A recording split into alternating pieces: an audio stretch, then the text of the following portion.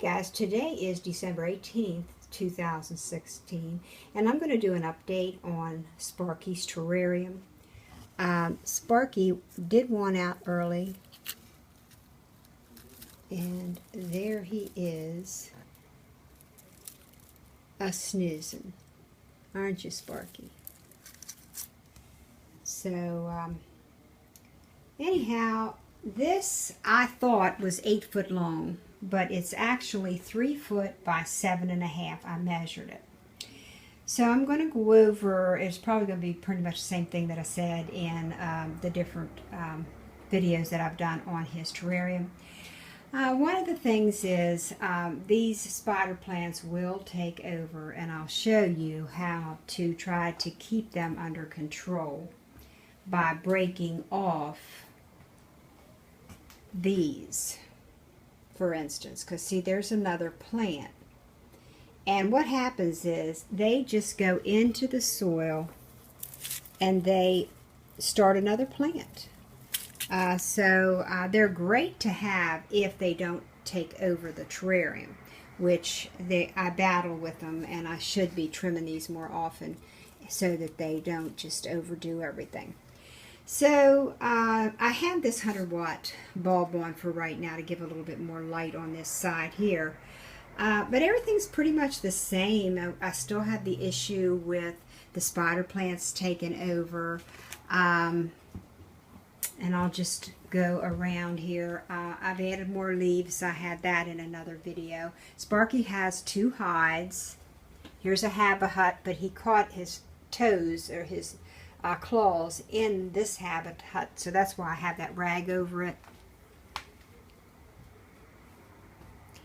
What works out really well with this large terrarium is we can take and move it away from the wall. And if we weren't able to do that, we wouldn't be able to reach all the way across. You want to be mindful of that. If you have a 3 foot wide terrarium and you have 16-inch high plexiglass, you're not going to be able to reach all the way across if you want to do anything in the terrarium. So the only way you can work it, you have to have it out from the wall so you have enough room to move around the back of it, which that's the way we have it. But these are just racks that they can be put together like these racks over here. See, it's just these are like the coated rack, and this is the metal. But these are really handy, you know, to put the emitters on. And most all of his emitters are 60 watt, because 100 watt can it can get too warm with 100 watt. I need 100 watt emitters from time to time, but generally speaking, I just have a good many 60 watt, and that way it keeps a comfortable temperature for Sparky. And like I said, this is a 1/4 of an inch plexiglass. It looks like it's more because I'm in close to this, but it's a 1/4 of an inch plexiglass, 16 inches high. So here is Sparky's new habitat that he loves. He's just not sleeping under it right now. Idealistically, if you have ground fault, in case there's a fire, or in case you drop an electrical cord or something into the water dish or whatever. I don't know really anything much about the ground fault, but I've been told that is really a good idea. And you know, we don't have that yet, so that's a negative that we don't, because we should. The lights falling down or the emitters falling into the water is an issue. If you have this rack and you have this open area here, you want to have them secured some way. Now this is just curtain hooks, and you can raise them or lower them. You don't want too small of a terrarium. This is really a very large one, but one thing for sure, if you have a large terrarium, it keeps a lot cleaner than a small terrarium.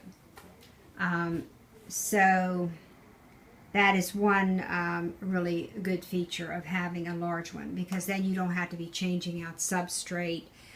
You can turn the substrate, you can add fresh leaves, and you can get years if you have a large terrarium like this and just one turtle.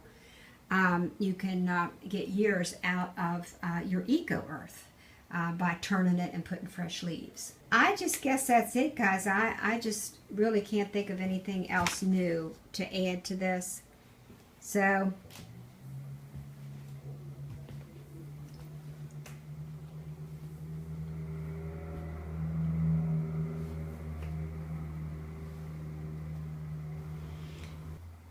okay, I just wanted to show you how this is. The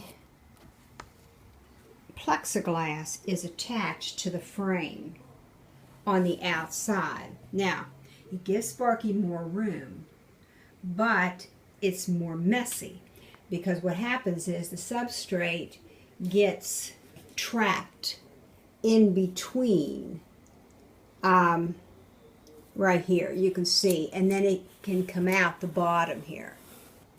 So that's a little issue. I don't mind that by, giving him more room, because he's got this little lip like this inch. See there? He's got that much more room around the perimeter.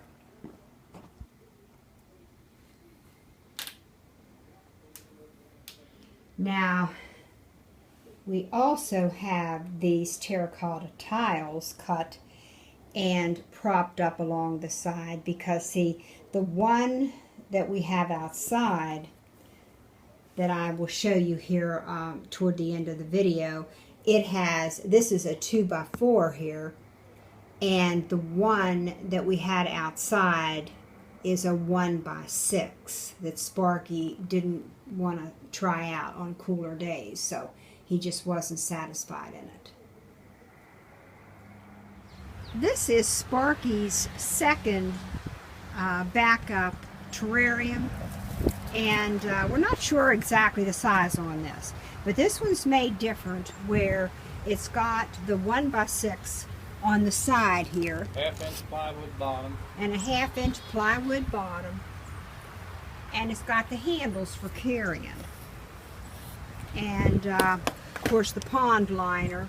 The pond liner's in there, and then the plexiglass is on the inside instead of the outside. Yeah, the plexiglass, this is just a variation of what we have inside, and that way it's better in some ways, not better in other ways. You have less room inside the terrarium, but it's less messy, because less room. Well, it's less room, yes, than if you would have these on the outside. Quarter, a 1/2 inch that the plexiglass is taken up, but I think the sides are wider, looks like to me. I wouldn't get taken. No, I'm talking about if you had the plexiglass on the outside of the frame, then you would gain this much more space all the way around. You would gain 1 inch all the way around the perimeter, is what I'm getting at, and that's the way Sparky's is on the inside. His plexiglass is on the outside of the frame. So there's the two options that you have. So we had this outside for Sparky because we thought we could bring him out on a little bit cooler days, have some heat in there for him and all, but he didn't like it. So it's going to go back inside.